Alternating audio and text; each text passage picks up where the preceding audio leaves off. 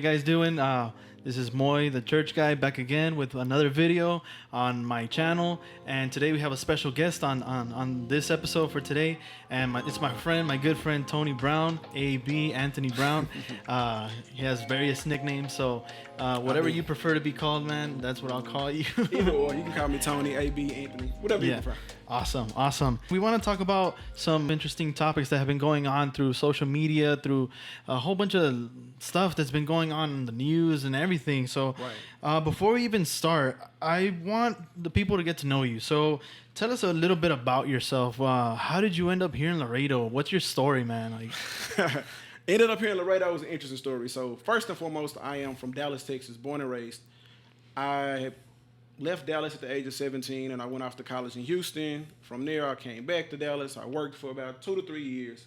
After that, I went back to Houston for law school. After law school, went back to Dallas, and ultimately, I worked a few jobs, and I'm now working here in Laredo with the government as a government attorney. Awesome. So you're an attorney. Lawyer. So attorney extraordinaire. Smart guy. We got a smart guy over here. Not that smart.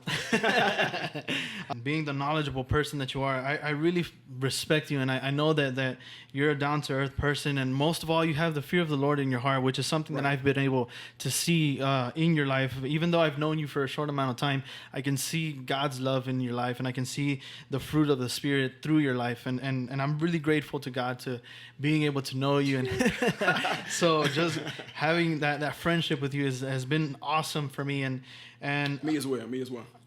Yeah, and most of all, I wanted to ask you, what are your thoughts about everything that's going on in America today? Like, specifically referring to the protests, the rioters, the police, everything that we see in the news today. What is your opinion? What do you think about that?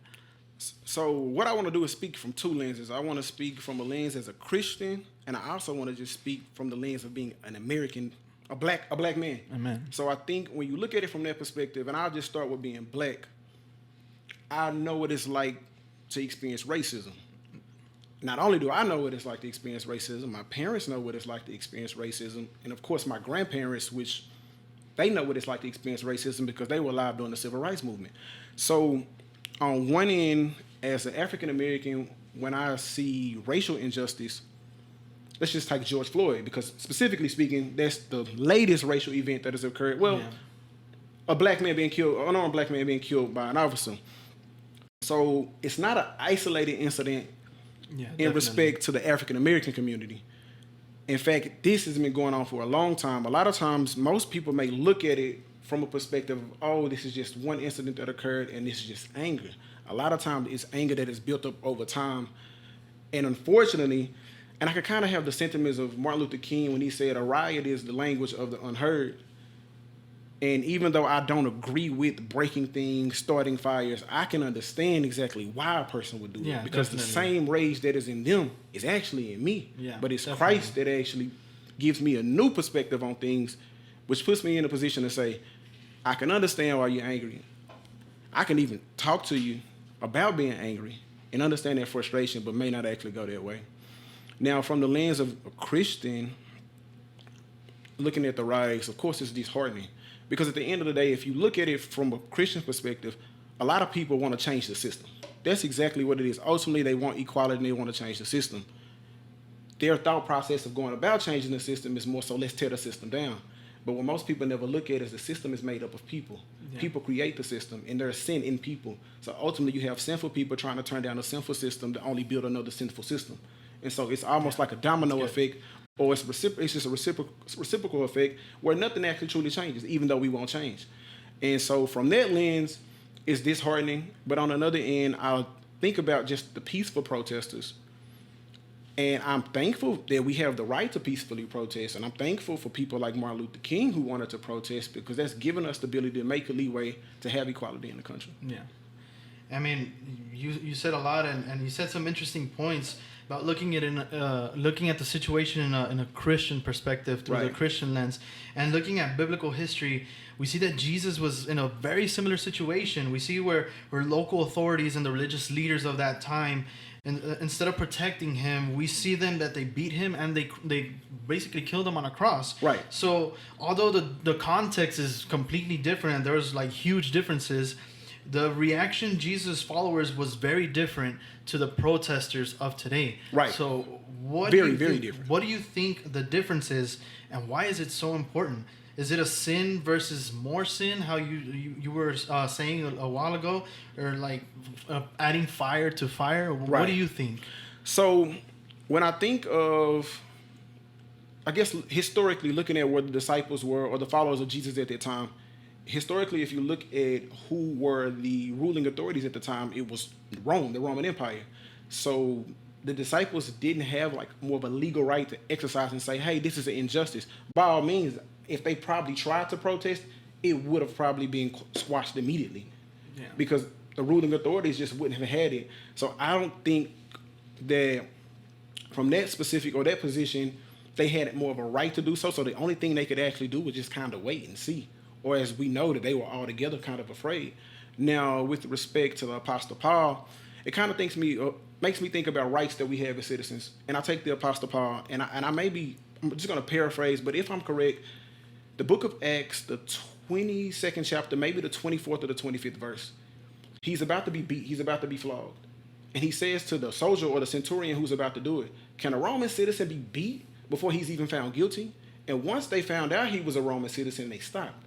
And so it's an interesting observation that he never actually claimed Christianity at the time and said, oh, I'm an apostle, I'm a follower of Christ. He claimed the citizenship that he had because he had a right to exercise it.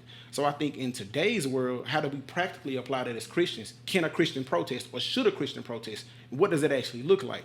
From my position, the Constitution of the United States gives us First Amendment right. We have the right to peacefully protest. Yeah. So I would actually say to a Christian, are you loving your neighbor as yourself? And are you weeping with those who weep? Are you mourning with those who mourn? And it may look different for you. For some of our Christian friends that who are white or in Dallas and Houston, it is protesting, standing with your brother saying, yes, black life does matter. But as a Christian, we're not tearing anything down. We're not ripping anything apart. We're just standing in solidarity just to let them know your life does matter. And it makes me think of the book of Genesis where God says, let us make man in our own image. Even though you may be Hispanic and I may be black, we're made in the image of God. Amen. So a Christian can scream, Black Lives Matter. And it's not a political statement, but in more ways than one, it's a biblical statement because you're saying he's an image bearer. And that the same Jesus who died for you, he died for me. That's good stuff. So when I'm speaking Black Lives Matter, as a black man, yes, my life does matter. But as a Christian, I'm saying he's an image bearer. George Floyd was an image bearer of God. And so from the perspective of Christians, some Christians may be able to actually protest and do it peacefully. And it's more so of loving their brothers as themselves, saying, you know what, I'll stand with you, I'll speak for you. For other Christians, a protest may not be the thing for you. It may just be actually speaking about it on social media, or it may just actually be educating yourself to try to understand exactly what's going on. So with respect to the disciples, back then, I don't think they had the ability to even exercise any rights. It's kind of like, did they have the right to vote? No. Do we have the right to vote? Yes, we do. Yeah. And we exercise that right. I think as a Christian, since we have the ability to do those things, it's how are we doing it to glorify God? What is our intent? What is our motive? Because it's not the same.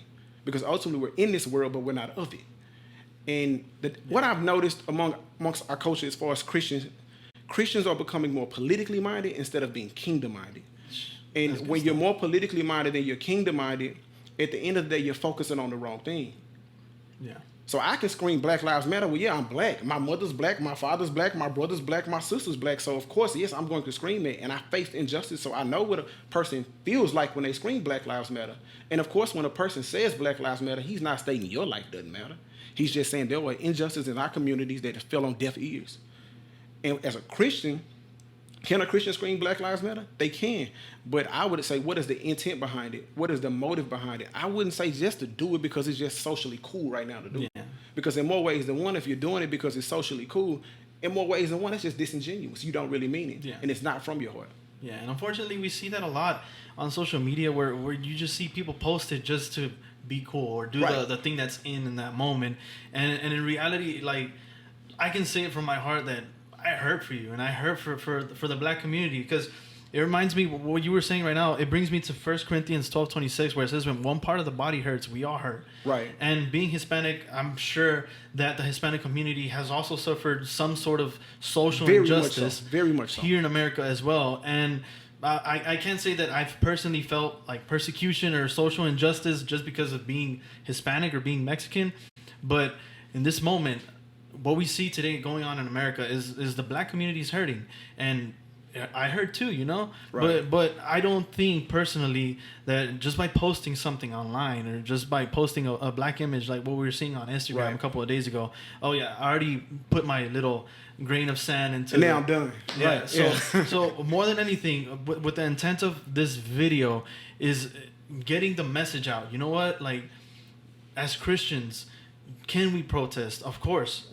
but the motive of the heart, Right. what was you were saying right now, and more importantly, we stand with you. I stand with you. I stand with the community because when one part of the body hurts, we all hurt, and I don't know. My question to you, and maybe you can, whoever sees this video can see this and maybe learn something from this video, or just be reminded of something. Is how Right. can Christians, like Christians that aren't black, or Christians like the white Christians, Hispanic Christians, any type of Christian, how can they be supportive of this movement, or of the whole Black Lives Matter movement, or just be in support of the black community? How can we do that as Christians? This is gonna sound extremely cliche, but to pray would be one thing, especially for black people at the Amen. time. And the reason why I say that is George Floyd wasn't the only incident that occurred. You had Breonna Taylor, you had Ahmaud Arbery, and of course this happened during a time period where all of us are just pretty much sitting in the house. So just being a black man, having majority of my friends are black, there is a lot of anger, a lot of pain. I mean, you see it on social media depending on like who you follow, but it's one thing to see it on social media and to like live it and to talk to people about it. So I would actually just for peace and for comfort. And as far as being a part of the movement, I would say attempting to educate yourself. And what does that actually look like? For some people that may actually be sitting down with a black brother or sister and saying, you know what, I really don't understand, but I would like to know. Now, granted, I will say right now, for some people that may be too early for them to do. Yeah. They may not even want to talk about it because the reality of the situation, to explain what it's like to be a black person, you have to talk about some of the injustices you face. And that's almost kind of bringing up things you don't always want to bring up. Yeah. And so it's a sensitive topic, and it's a sensitive issue, but I think in one way or another, that could be a way to actually just try to understand. Another way is to actually, since we have the internet, we have social media, there are many voices out speaking that are African American or black, that are biblical, that you can actually listen to. There are many books that you can read or shows that you can watch. One thing I would actually say is Just Mercy. Not only is it a wonderful book, it's a good movie. Yeah. Or The 13th, or The New Jim Crow by Michelle Alexander. Yeah. There are a variety of books to read, but I would say the most important thing is, how can I love my neighbor as myself? If you were actually placed in this position or the shoe was on the other foot, what would you do? And I think if people looked at it from that perspective, they can actually figure out other ways to actually do it. But for a person in Laredo, it's going to look different from how if I was talking to a person in Dallas or Houston. Yeah, I don't know. Considering the fact that those are large cities that are diverse. And in Laredo, not so much. You're not going to see a lot of black people. Yeah. And so you're kind of limited to what you will probably do in South Texas. Yeah. But you still can learn. And more than anything, I would just say you can have conversations with other friends. They may be Hispanic. Like, you know, what kind of biases do we have in our own heart? And I mean, I think as an African American, just some of the things I faced in my own life, I do know what it's called. I know what it's like to be called a dumb, stupid N-word in my lifetime. I know what it's like to be racially profiled. I know what it's like to be followed in the stores. I know what it's like to so-called fit the description and be thrown in the back of the police car. It's a reality and it's real. And if you don't believe it's real, I don't know how I could have a conversation with you about that. Yeah. But more than anything, I would just say, as a Christian, I would always start with prayer, ask God for guidance and wisdom, and I would do everything in my willpower to educate myself. And if you have the opportunity to maybe sit down with a person of color to actually just ask questions, that would be, I think, an enlightening thing to do. And I've had that opportunity before. Granted, it was just at another time with a friend in Dallas who was a white guy, Republican, through and through. Me and him didn't see eye to eye on a lot of political issues, but one thing we had in common was our faith. And he asked questions and I asked questions, and some of the things that I explained or displayed to him, it was real beneficial towards him. And to this day, this is a guy I go to bat for any day of the week. Wow. I think that's one of the most beautiful things that God made in his infinite wisdom. It's just the differences and the uniqueness of every single race that God has created. And I more than anything, I feel like it's a sin problem, because Right. I feel like the heart of man has become so distorted that you feel superior to someone else just because of the color of your skin, when in reality Right. it's really nothing than the exterior of your body. And I thank God that he always sees our heart, you know? Right. Like, he doesn't see, okay, he's black, so I'm not going to save him. Or he's Right. white, so yeah, he's not savable. Right. Like, we should learn from Jesus that he's the first person that would look at the heart. Like, every single person that he encountered, he never judged them by their appearance. He never judged them by what they've done. He judged them by what their heart was like, where their heart was at. Right. So I feel like the main problem that's going on today is just the sinfulness of people. I agree 100%. It's just crazy. And I guess to kind of wrap things up, I think that we just need to trust God, that know that he's in control. That Right. even though people are crazy, and even though people are just like sinful and hateful, I mean, the Bible is clear that as time goes closer to Jesus' return, things are going to get worse. Right. Things are not going to get better.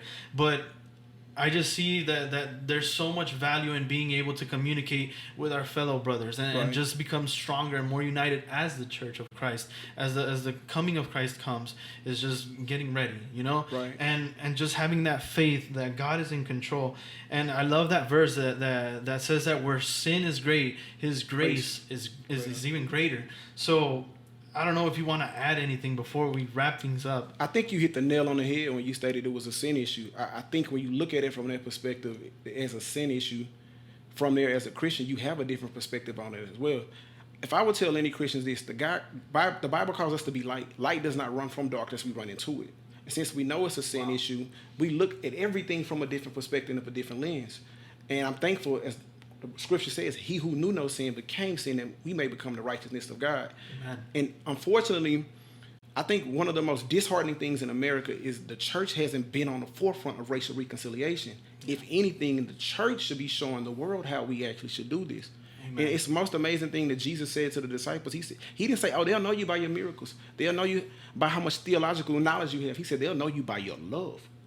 Wow. And unfortunately, Wow. what has happened, if you just had people who, well, it's one or two things that can happen. You can live in America, or there's a certain group of people, you can live in America and you can actually look at the events that are occurring today and it really doesn't affect you at all. It doesn't affect your life. It doesn't affect your children. And you can look and say, oh, that just sucks. It's a bad situation. It's an injustice, but keep moving on. And unfortunately, that has occurred for years and years and years. And instead of the church being at the forefront, showing the world how it should be done, unfortunately, it looks like the churches took the back seat, where people have had to riot, protest, and do all of these other things to actually say, see me, look at me. Yeah. And it's an unfortunate situation. But as you said, God is in supreme control. He is a sovereign God. And we know all things work together for the good. Even this can work together for the good. If the cross, watching Jesus on the cross, it didn't look good then. But we know the after effect of what it really is today. Amen. And so I don't know what will occur with this movement. Granted, I do have my opinions that I think what we're seeing is a cultural change. I can for sure say the next 10 years will be interesting, whether they be good or bad. I have an opinion, but I think with anything, I am more excited and invigorated to know that our generation, the younger generation, I feel that we have more in common because of social media, because of technology. We just know more about each other to be able to say, you know what, even though you grew up differently from I grew up, we don't want this to actually happen. Amen. And I'm not saying the generations before us dropped the ball, but for sure, we now have an opportunity to really make a significant change, and we can actually do it not just to make a name for ourselves, but to glorify God and that Christ's name be lifted up.